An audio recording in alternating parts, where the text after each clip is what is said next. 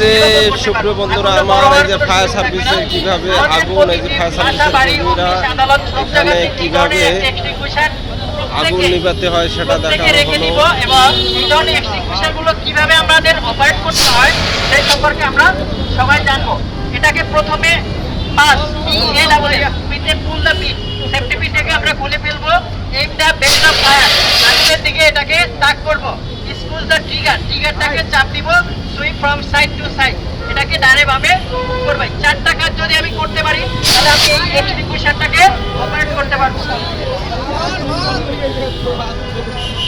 এই যে হচ্ছে আপনার এই বিল্ডিং দিয়ে কিভাবে আগুন লাগে, সেই আগুনের নিভাতে গিয়ে ফায়ার সার্ভিস কর্মীরা কীভাবে কাজ করবে সেটাই দেখানো হচ্ছে। এবং যারা আপনার ইন্টার্নি করতেছে তাদেরকে শেখানো হচ্ছে কিভাবে আগুন নিভানো হবে।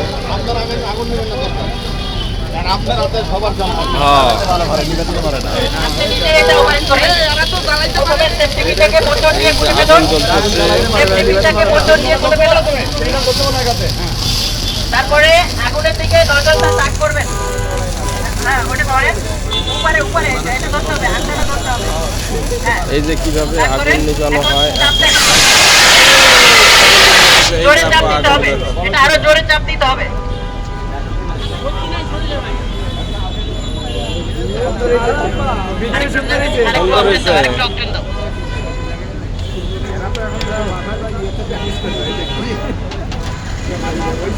জোরে চাপ দিতে হবে।